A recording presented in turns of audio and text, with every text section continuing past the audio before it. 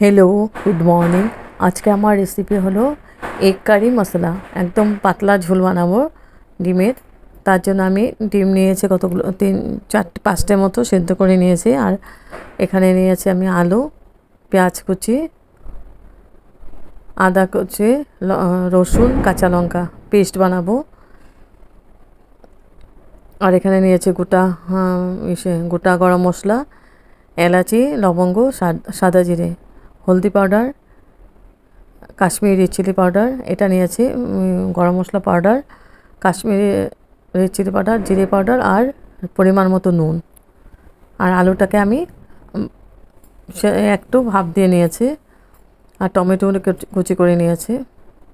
একদম সিম্পল হবে, খেতে অসাধারণ ডিমের রসা বানাবো।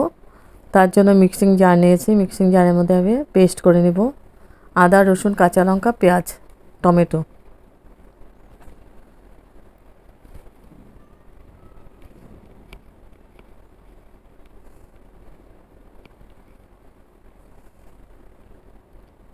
পুরো পেঁয়াজটা দেবো না, আমি কিছুটা পেঁয়াজ আমি রেখে দেবো ফোড়নের জন্য।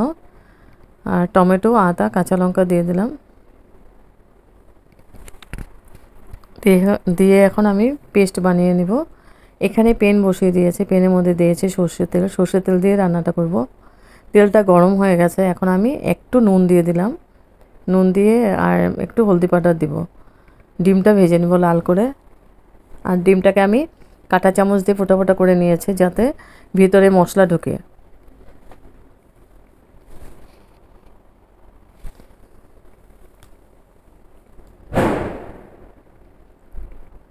এখন আমি ডিমগুলোকে ভেজে নিব।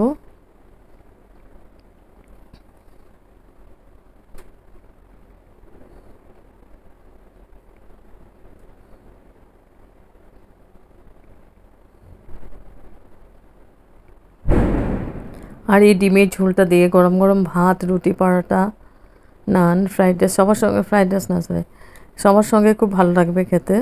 একটু ঝোল ঝোল রসা রসা বানাবো। তারপর ডিমটা ভাজা হয়ে গেছে, ডিমটা উঠিয়ে নিয়েছে। এখন আমি আলুগুলোকে ভেজে নিচ্ছি ওই তেলের মধ্যে। আমি কিন্তু তেল আর ইউজ করব না, ওই তেল দিয়ে আমি রান্নাটা করে নিব। তো ডিমটা ভাজা হয়ে গেছে, এবার আলুটাকে ভাজা হয়ে গেছে, আলুটা উঠিয়ে নেব।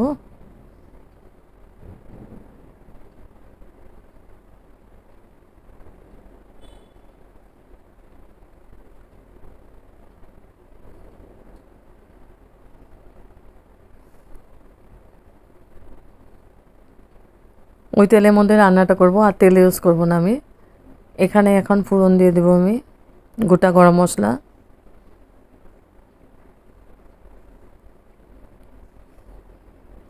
এলাচি দিয়েছি 3টা, আর সাদা জিরে, দারচিনি আছে।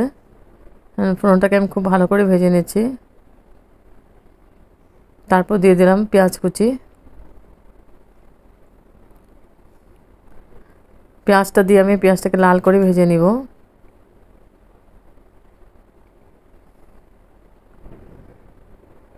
এখন আমি পেস্ট করা মশলাটা দিয়ে দেব।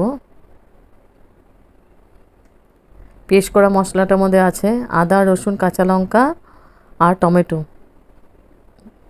দিয়ে আমি পেস্ট করেছিলাম, ওটা দিয়ে আমি খুব ভালো করে এখন কষিয়ে নিব।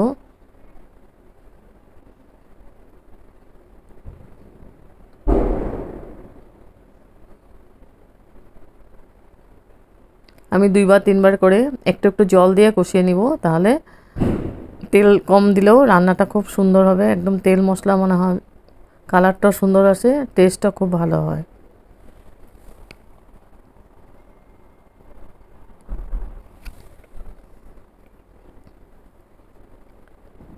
এখন আমি গুঁড়া মশলাগুলো দিয়ে দেব। দিয়েছি কাশ্মীরি রেড চিলি পাউডার,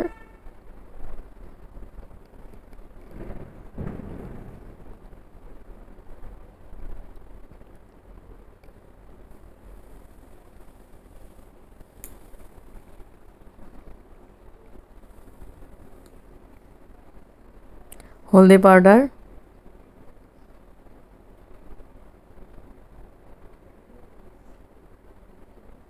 জিরে পাউডার, আর দেব পরিমাণ মতো নুন।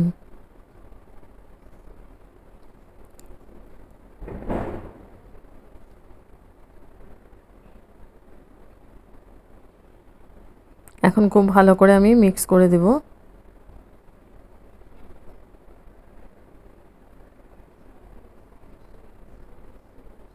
একটু জল দিয়ে দিব, জল দিয়ে মশলাটাকে ভালো করে কষিয়ে নিব।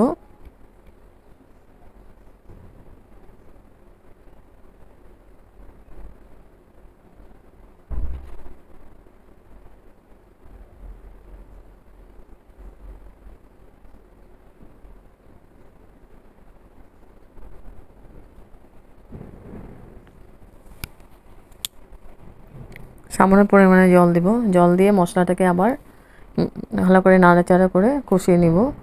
2-3 বার করে আমি এভাবে কষিয়ে নিব, তাহলে মশলার কাঁচা গন্ধটাও থাকবে না আর টেস্টটা অসাধারণ হবে।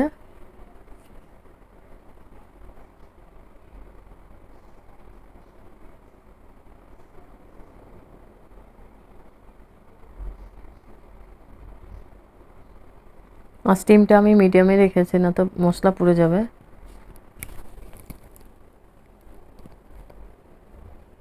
মশলা থেকে তেল ছাড়তে আরম্ভ করেছে, আর একটু সামান্য পরিমাণে জল দিয়ে দিব।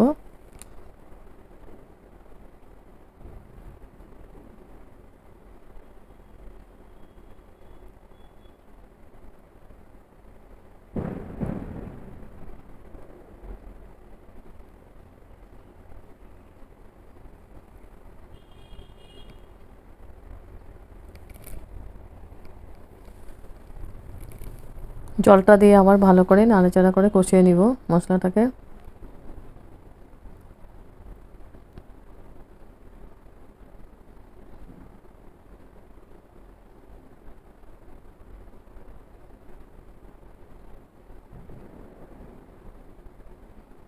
এখন দিয়ে দেবো আমি আলুগুলো, ভাজা আলুগুলো দিয়ে দেব। আমি আলুটাকে ভাপ দিয়ে নিয়েছিলাম, তারপরে আমি ভেজে নিয়েছি। 70%-এর মধ্যে ভাজা হয়ে গেছে। আলুটা দিয়ে আমি মশলার সাথে খুব ভালো করে নাড়াচাড়া করে কষিয়ে নিব। এবার ঢেকে দিব 3 মিনিটের জন্য। এবার 3 মিনিট পরে এসে আবার নাড়াচাড়া করে দেব।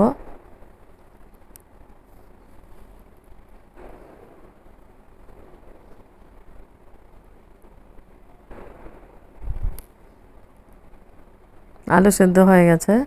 এখন আমি গ্রেভির জন্য জল দিয়ে দেব। জলটাকে আমি গরম করে নিয়েছি, আর মিক্সিং জারটা ধুয়ে আমি জলটা দিয়ে দিলাম।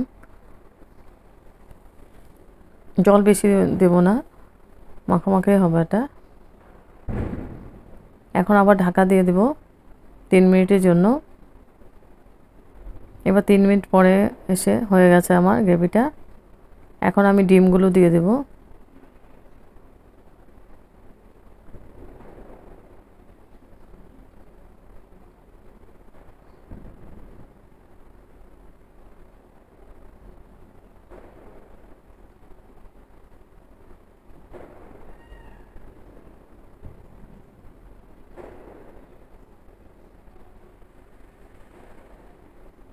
ডিমটা দিয়ে আমি খুব ভালো করে নাড়াচাড়া করে দিচ্ছি।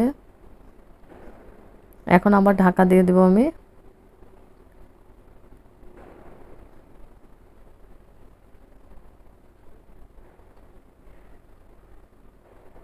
আর স্টিমটা আমি বাড়িয়ে দিয়েছি।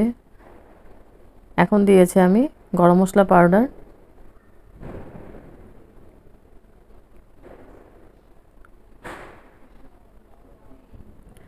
গরম মশলা পাউডারটা দিয়ে আমার একটু মিক্স করে দিলাম। একদম লাস্টে দিয়ে দেব ধনেপাতা।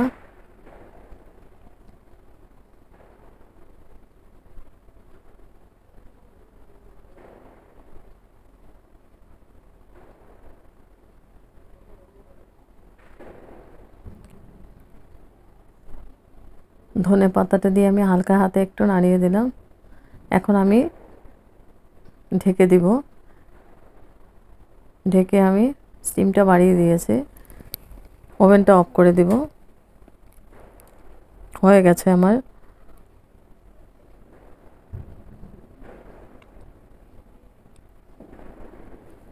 তারপরে ঢাকা স্ট্যান্ডিং টাইম 5 মিনিটের জন্য আমি ঢেকে রেখেছিলাম। তারপর গরম গরম সার্ভ করেছি।